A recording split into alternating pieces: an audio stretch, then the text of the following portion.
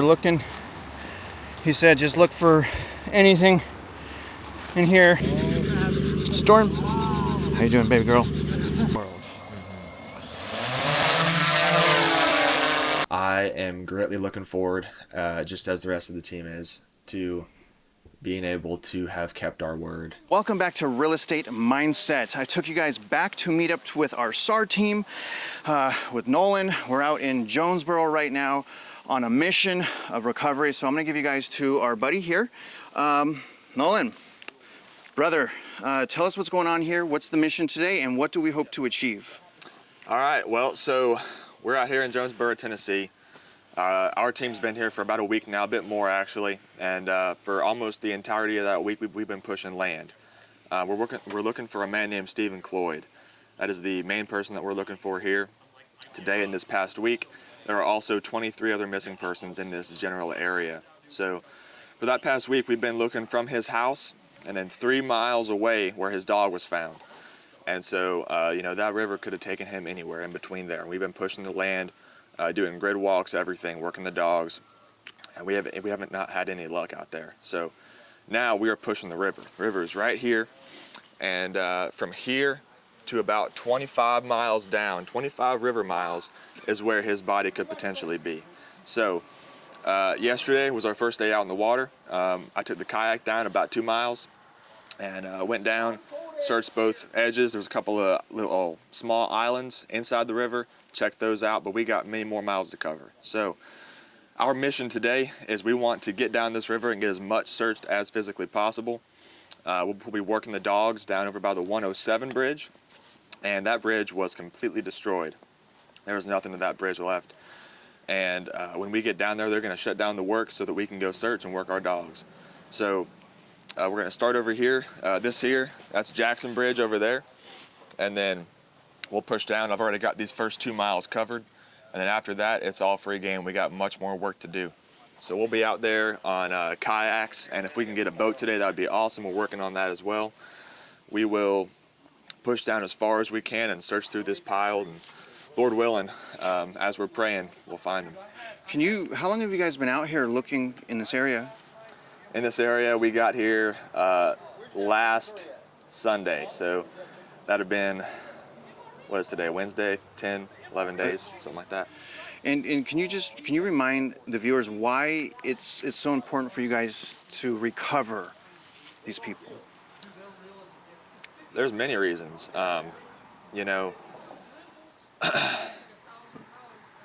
My family was safe through these hurricanes, but the Lord knows that if something happened to them, I wouldn't rest until I found them. It's important to us that we find these family members and bring the families closure. These families, specifically Stephen Cloyd's family and every other family that's out there, but they've been out here with us almost every day. They're digging through rubble. They're trying to find their dad, their husband. We want to bring them closure. Another thing is that if the body is not found, recovered, and identified, the family does not receive the life insurance money for that person that passed away. That is a huge issue for these families that have just lost their house, their cars, everything that they own, and a lot of them didn't have life insurance, house or car insurance, so they're not, getting what they need back from this stuff, and they're on their own. They got nothing. And to tell you the truth, the government is not doing what they ought to be as far as helping these families out. And so that life insurance money is, it's not going to be the focus of these families, but it is going to help them out. And so that's another reason why we want to find these folks as fast as we can. Nolan, one more thing. Talk to us about DOT. I talked to Lewis yesterday. He's a boss commander out in North Carolina, and basically he was saying that things right now are a race against DOT because they'll come in, they'll not go through these debris piles where the remains are, and can you just explain what impact that can cause if we can't stay ahead of DOT? Yeah, Travis. So there's a few issues with that. We don't have any qualms with the workers out here. They're just trying to do their job. They're good folks, and they appreciate us being out here. But there's a big push for us. We're on a big time crunch because not just in this city, not just in this town, but so many towns across Tennessee, North Carolina, there's all this rubble, this debris, this dirt. You can see it here, but I mean, out just a mile away from us, they're stacked 40, 45 foot high. They are this huge piles of trees and sticks and house debris, that kind of thing. And to be honest with you, those are the places that we are searching to try and find these bodies, because when that river is flowing, you know, they can get stopped up in there. And so those are the places that we're digging through to try and find these people that are missing. And are these like across the street, would you say these are smaller debris piles where it's just a bunch of trees just intertwined together? Are those the debris piles, only like small ones? To be honest with you, sir, I wouldn't even call that a pile. That's nothing. That's just a little bundle of sticks. The piles I'm talking about would cover the entire frame of your camera. I mean, they are 40, 45 foot high, and just a mile down, they cover a mile long. They are huge piles of trees and house rubble. And you know, the Forestry Service and the folks out here, they are, you know, as far as they say, they want to get the relief and the cleanup done quicker, and so they're gathering all the piles up using heavy machinery to gather these big piles up, and they're going to start to burn them and you know, burn the piles and get this debris out of there. But the issue with that for us and for these families is that if there's a missing person in that pile, they ain't going to get found. And so we are working as fast and as much as we can to locate as many people as we can before that begins to happen and we begin to lose people. So that's another one of the reasons for our working on a time crunch. The team has had a huge outreach for this puppy dog right here because she is tired, and I think we have possibly another dog team coming in, so that's awesome. And she's ready to work though. I mean, look at her. I mean, she works harder than me. She's like, huh? But yeah, so it's nice to see you again, brother. This is the river that I was talking about before. Yesterday, this is about 2 miles down from where we were, over by Jackson Bridge. So I covered this ground and back yesterday, and then I walked this island and all that and checked everything, and then we got probably about 23 more miles to go. So today I'm hoping to get in about 8 miles or so, and you know, we're not, you know, kayaking or nothing, and, you know, just going through the river having a good time. It's going real slow, and I'm looking on both sides of the banks. You know, ideally we'd have like a John boat or a Zodiac out here. We'd have 2 or 3 of them working each side of the bank. We'd have dogs on the boats, but you know, we're here, and you can see right now from my paddle, I got a shovel. So that's what we're working with right now. But it's fine, we make it work. We do what we got to do to get this stuff done. So we are going to head out. The rest of the team is going to track down where I'm going to be, and they're going to track back towards me further inland on the bank, and use the dog out there and work that bridge on 107. So Nolan just said that the water got about 40 feet high on all of these trees, and that this place is cleaned up compared to what it looked like. So just to give you guys an idea of the amount of velocity of water is really quite unimaginable. It's absolutely nuts right here, guys. Someone's house over there as well, that's destroyed. So we're going through these people's property to, I mean, I was gonna cut, but I mean, I'm trying to capture what really happened out here. I mean, you're pretty much, it's speechless. There's cars on the island. There's at least 2 cars on that island. But we're gonna go, let's jog up over there. We get a double confirmation. We get a double confirmation from another dog. We'll call forestry, and then we'll get some equipment down here and dig it up. Okay, so what James said is they're gonna get another dog to confirm if it hits. We're gonna get heavy machinery, I think, and call the forestry.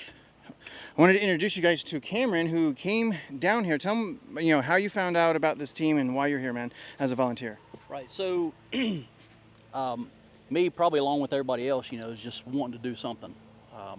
kind of looking for the opportunity to go and volunteer in some form or fashion. And I actually saw the video that you posted the other day and just felt led to reach out. So reached out, they said, come on down. So here I am. Right now we're walking out a section of I think this is the Nolichucky River. We've gotten a couple of different canine hits on 2 different locations. So we're just walking it out, seeing what we can find and attempting to locate. I'm gonna try to walk down here into this here, and then just try to get, it looks like the dogs are barking over there. I'm gonna try to get over there, but you guys can see I'm on about, I don't know, it's just absolutely there. We need more people. What I'm doing is I'm going basically an inch at a time, and you got to look pretty much everywhere. Above you, deep in the thicket, and just work it an inch at a time, and you just keep moving very slowly, so you cover every area, and you just slowly look.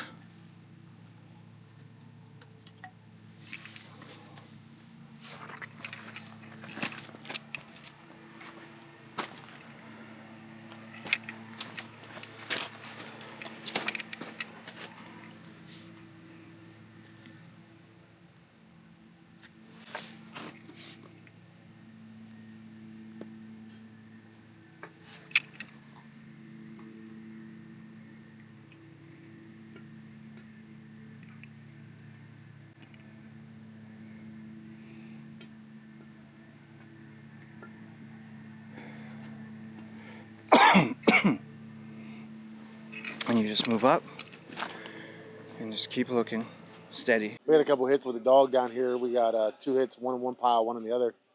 Some HRD things. So we're going to bring another dog team in, let them get double confirmation, maybe even triple confirmation if we can.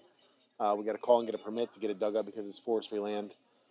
Take me about 15 minutes to get all that cleared with the forestry. And as soon as my other dog team gets here, they got to come from North Carolina because we're the only ones here. So possibly tomorrow, but we're going to get it cleared out and hopefully we can give some peace with some family. Are you feeling optimistic about the tags? You feeling good about? Yeah, storm's percentage is pretty good. If we get another confirmation, it's all a series of events, but she's pretty confident. So when Storm's confident, I'm confident. And then heavy equipment will come in and break those piles up that we were just walking? Yes, sir. Yes, sir. They'll break it all up. We'll have them go slow. We'll have the dog come back through about mid-dig to see if we accidentally scoop something up and try and get it together. It's kind of a blessing to have people that say, hey, we know what you're doing. We're going to get out of your way for a second. And we won't try and take up a whole lot of their time because we want them to get the bridge done so we can get supplies to other people too. Okay, update on the dog, bro. Update on Storm. Storm's done. She's going to do this little push for an hour, and she has a vet appointment tomorrow. We're going to get her some fluids in her and, get her some good food, get her some medicine in her, some stuff for her stomach.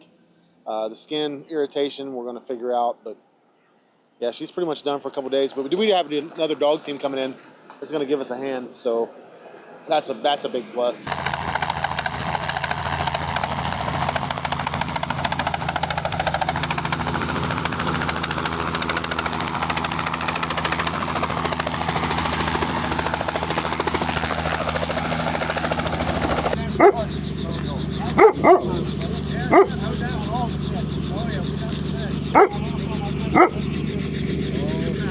Storm, how you doing, baby girl? I'm Tim Roth with my brother Greg. He's my co-pilot. We're here with Mission Destiny Helicopter out of South Central Pennsylvania. We are a helicopter touring company, but we are so well blessed that we have the ability to come down here and help with search and rescue, help some closure for the people. Early on in this event, we were moving supplies from point A to point B as needed in real time and quick time before some of the roads were open. Then we moved on to more of supporting the people in going out to various mountain communities, seeing what the needs were, assessing that and trying to locate help for what they needed. went in the generators and pressure washers and bleach, et cetera, et cetera. We've moved on now to more helping the search and rescue teams get around for quick deployment. Here today, as you can see, we're working with a fellow with the drone, and he's helping search for bodies or parts of bodies in order to help the families with closure. So you guys are not getting paid, you're doing this as volunteers, is that right? We're doing this as volunteers. I am flying under Flight for Life. We have a GoFundMe for Flight for Life that helps pay for our fuel expenses and other expenses for travel and lodging, etc. I'm Charlie Golden. Have a company called GP Rescue. Basically what we're doing is we do search and rescue. What we're out here doing now is trying to help these search teams. There's a lot of river and a lot of time that could be put into each one of these piles, and we just cannot do that. So what we started doing is trying to narrow those searches, try to bring in, narrow their view so they can actually spend time where it really should be spending time. So basically we're going to go over it. First thing we're going to look at is we look at with large camera, and what we're looking for is what's in that debris pile. Is there's things like housing, clothing, things that we feel like that came from an area where it might be residential or it might be somebody involved. Then we'll get a little closer look, but we'll actually use a zoom camera. With the zoom camera, we're going to start looking for are there any tracks or anything been out there, any scavengers, anything trying to feed in that area, so we can get a lot better idea exactly what we're dealing with. And then we'll use a thermal. At this point with the thermal, we're looking for more of a cool spot. We're not looking at hot spots anymore. And we're looking for, is there an abnormal cool spot? Is there something abnormal? Is there any fluid that's abnormally there? To try to help them give an idea, so when they bring the dog in there, so they have an idea of what they're going to run into and put the dog on. Also, we try to help them how to get into that area. That way I can give them a situational awareness, so when they come in there, they go, okay, well, we need to come in here, then come down here, we can actually get the dog safely. Because it's all, mainly, we all want to get everything searched, want to get these people back home, loved ones get some closure. But the other thing is we want to make sure all of our rescuers get it done safely, the dog gets done safely, and everybody's safe, and everybody gets what they need. And are you guys are you a volunteer as well? Volunteer organization. Basically run off all any donations, which we definitely are in need of right at this point, because basically at this point I've been up to my pocket. But we're also using other things like LiDAR. We're also using sonar and things like that as needed, so we can give looks in areas that you normally can't see, and we can look deeper into piles and things like that. So it's extremely helpful as well. So we're using every tool we can possibly come up with, and we're creating tools if necessary to get this taken care of. Is this a sonar here? Sonar, we have a sonar sitting over here. And how does that work? We have three different ways of going with it. We have a sonar that's actually on a smaller boat that actually will give us the ability to pull sonar with a remote control boat, so we can get into areas where we need to get to. It actually uses two different kinds of sonar. Also, we use special cameras on the bottom of that boat, so we can see deeper in the water with special lighting, so we can see deeper in the water. Even if it's murky water, we can get a better view and a better picture of it. So we can see, is there something really down there? Is there something we actually need to put somebody in the water and actually look at? Can you explain why at this point in the recovery, this type of operation is vital?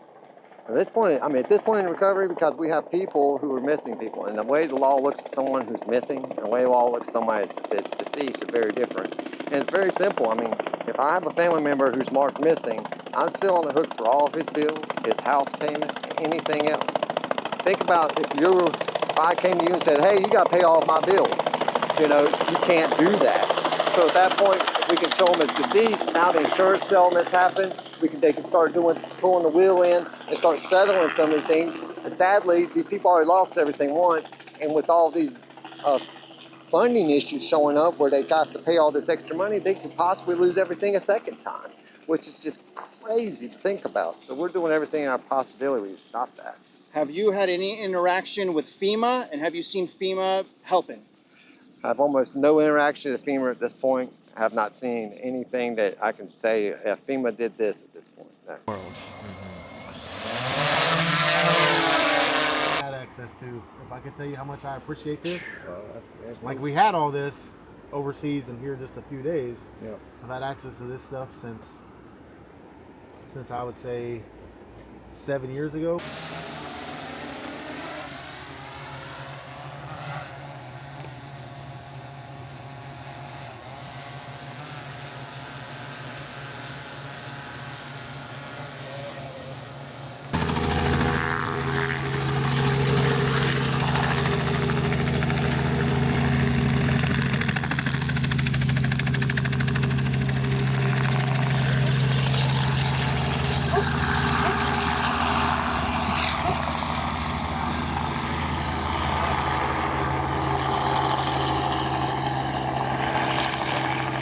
Ellen, can you tell the viewers what it means to you to have come this far and to be so close to finding Steve?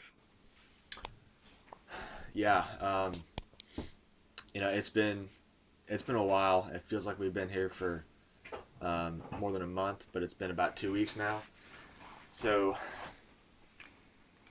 we have searched for him for a long time on the land, through miles away from his house. We've searched for him on the river, and now, we don't know for sure just yet, but we're thinking that we're getting pretty close to it. And we got a spot. We got double confirmation from our dogs and from another dog team on this spot.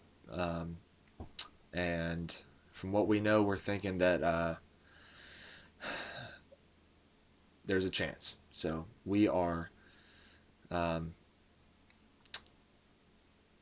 just looking forward to the opportunity to be able to continue looking for him. And I am greatly looking forward, just as the rest of the team is, to being able to have kept our word in doing everything that we can do to find Mr. Steven.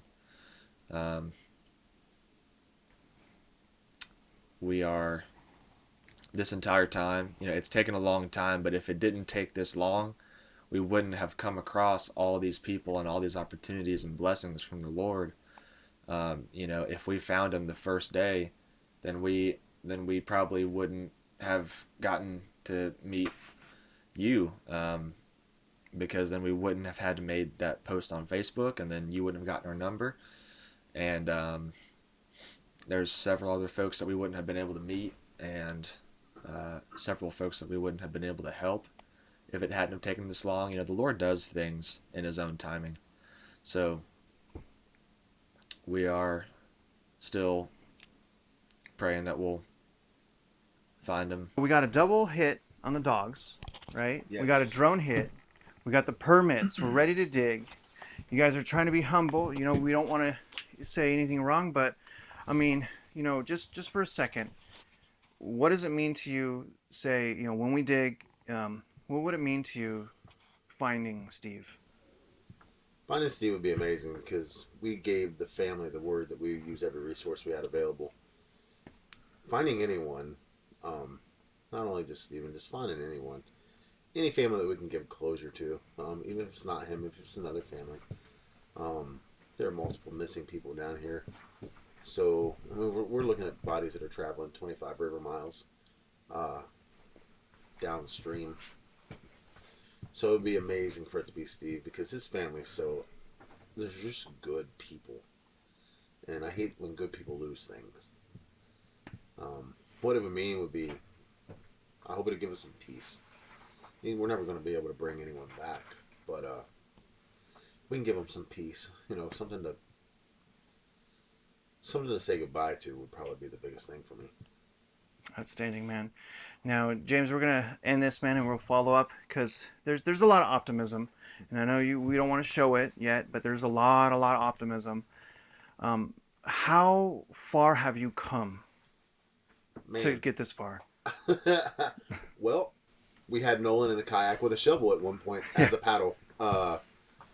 We had $20 in our glove box. We had barely any dog food for storm. We were out of paw protection for storm. We really didn't. I mean, we were on empty. We were trying to regroup. And to say it now, I can get my guys in the water safely.